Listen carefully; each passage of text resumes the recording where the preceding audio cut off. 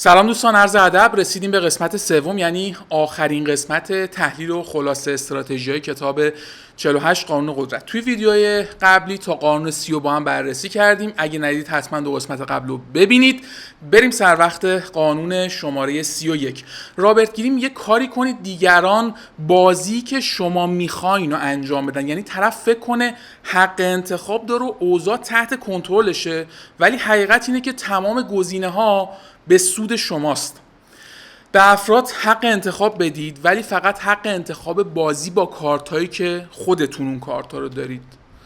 قانون بعدی، قانون شماره 32. با تخیلات مردم بازی کنید.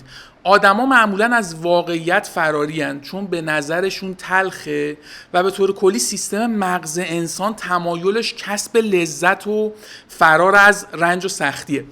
حقیقت زندگی به نظر آقای رابرت گیرین تلخ و غمباره و توی این آشفته بازار افرادی که قدرت تخیل و تصور خوبی دارن همه رو به خودشون جذب میکنن و از تخیلاتشون منفعت به دست میارن.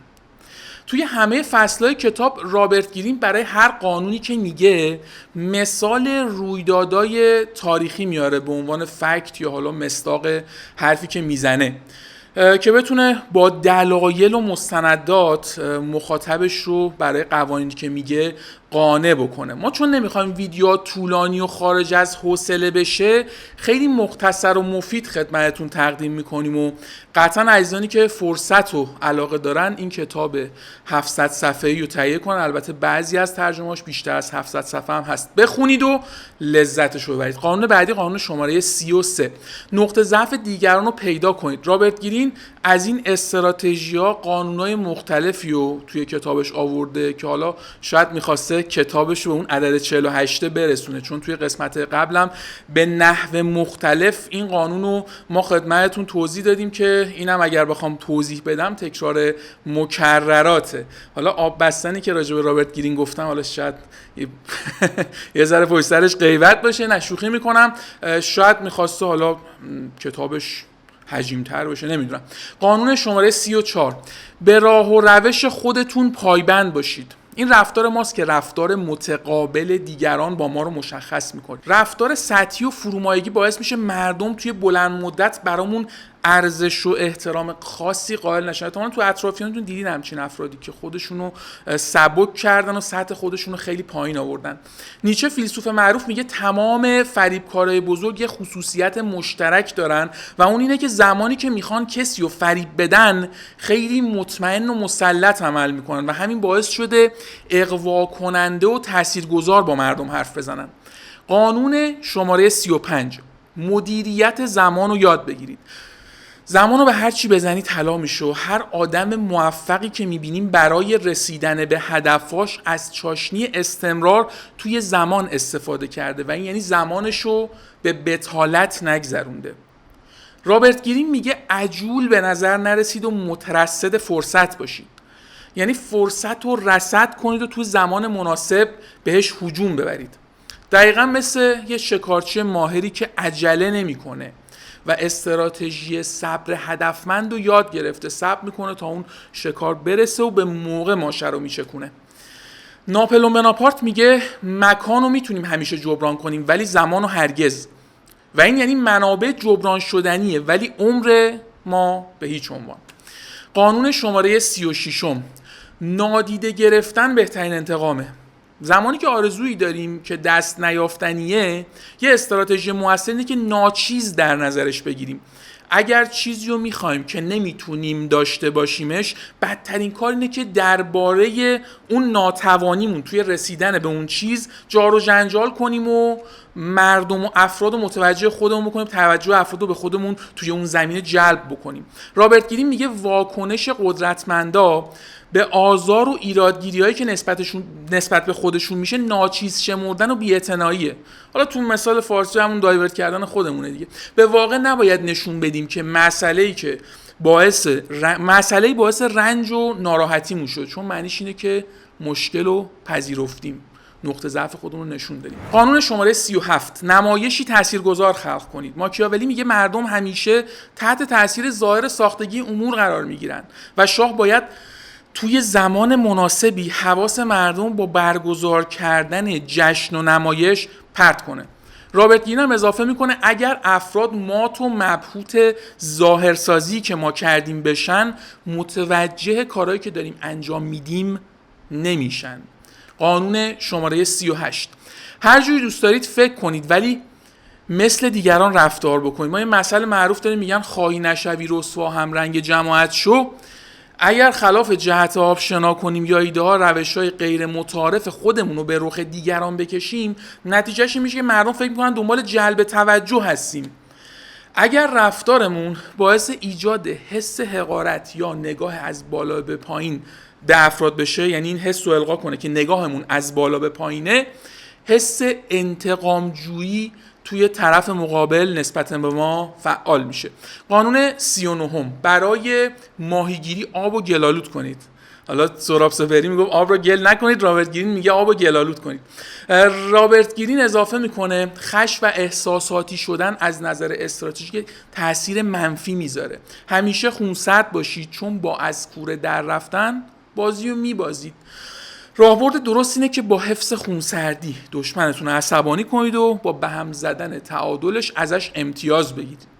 نشون دادن خشم و بدخلقی باعث ایجاد ترس و وفاداری نمیشه، فقط باعث تردید درباره قدرتمند بودن خودمون میشه. سانتزو، استراتژیست چینی پیش از میلاد مسیح، جمله جالبی داره که میگه پادشاه هیچ وقت نباید به خاطر خشم لشکرکشی کنه. قانون شماره 40: ناهار مجانی رو قبول نکنید. یه مثالی هست که میگن پنیر مفت توی تله موش پیدا میشه.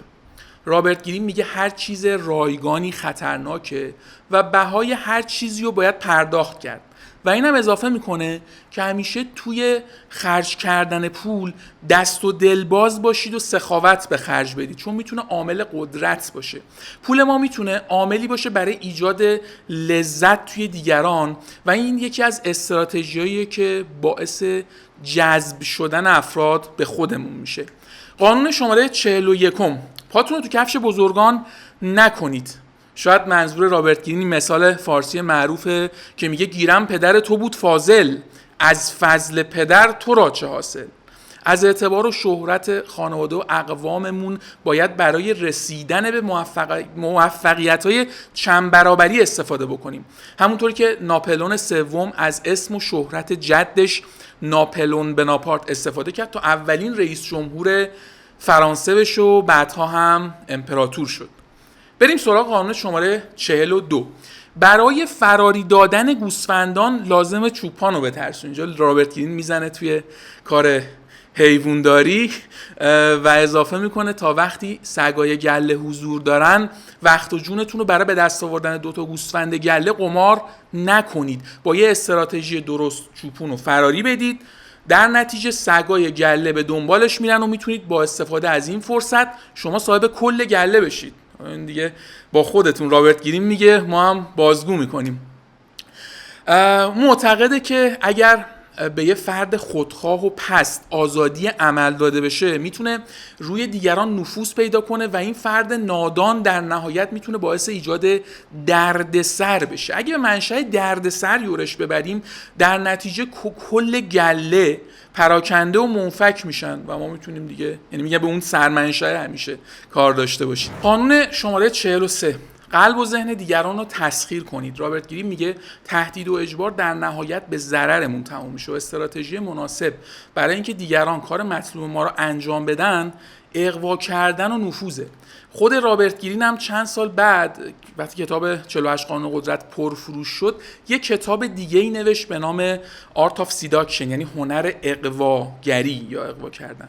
این کتاب به صورت کامل تا این لحظه به فارسی ترجمه نشده. اگر دوستان از این جور محتوا دوست دارن حتما بنویسن تو کامنت ها، با کمال میل انجام وظیفه میکنم و خلاصه اون کتاب و نکات استراتژیکش رو خدمتتون توضیح میدم. برگردیم به ادامه قانون 43 که مختصر و مفید رابرت گرین توصیه میکنه که هیچ وقت قلب و ذهن افراد رو نادیده نگیرید، چون باعث میشه از ما متنفر بشن.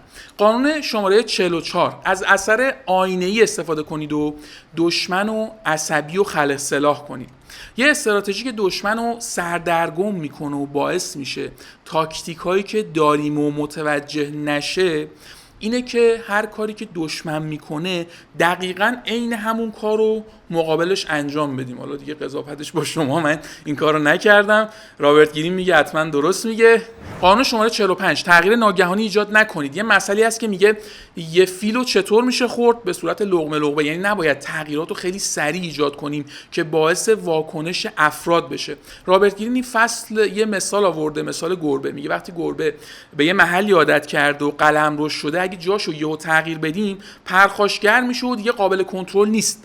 پس استراتژی و ایده درست برای تغییر محیطش اینه که گربه رو فریب بدیم و توی محل جدید اون اشیا و اسباب بازیایی که داشته و براش آشناست رو قرار بدیم تا اینجوری بتونیم از پرخاشگریش جلوگیری بکنیم. قانون شماره 46: هیچ وقت بیش از حد کامل به نظر نرسید. بهتر به نظر رسیدن از دیگران همیشه خطرناکه، چون باعث ایجاد حسادتشون میشه و این حسادت دشمنی خاموش میتونه ایجاد بکنه. رفتار هوشمندانه اینه که بعضی وقتا کم و کاستیایی از خودمون نشون بدیم، چون بی‌نقص نشون دادن خودمون به قول رابرت گرین میتونه خطرآفرین باشه. قانون شماره 47: یکی مونده به آخره: از هدفی که تعیین کردید جلوتر نرید و وقتی پیروز شدید یاد بگیرید توقف کنید. یعنی کجا توقف کردن رو یاد بگیرید، یعنی نخواید قله های بعدی رو فتح کنید، اون هدفی که گذاشته دقیقاً بهش برسید. یه مثالی هم هست که توی کتاب نیست، راجع به تاریخ خودمون، دونستنش خالی از لطف نیست. زمانی که نادرشاه افشار به هند حمله کرد و سپاهیان هند رو شکست داد، دیگه جلوتر نرفت که زمین بگیره. شاید میتونه جلوتر بره مثلا به چین حمله کنه که در نهایت به ضررش میشد.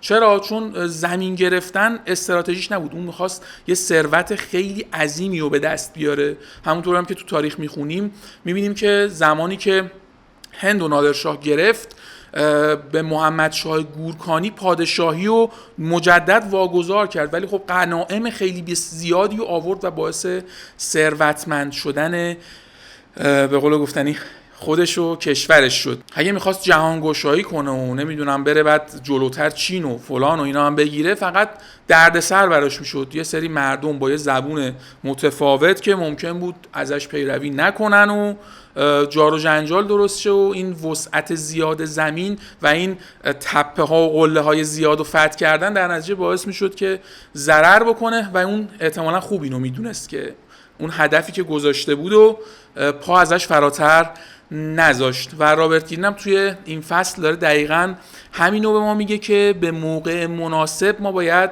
یاد بگیریم که ترمز بگیریم. ناپلئون هم میگه بزرگترین خطر دقیقاً توی لحظه پیروزی اتفاق میفته و منظورش هم مغرور شدنه.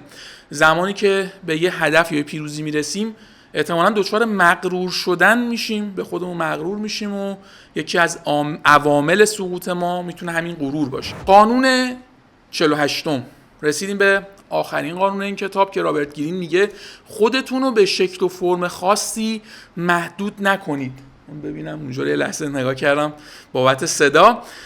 وقتی که یه پروسه و روند رو تکرار میکنیم قابل پیش بینی میشیم و خودمون رو در معرض حملات جدیدی قرار میدیم.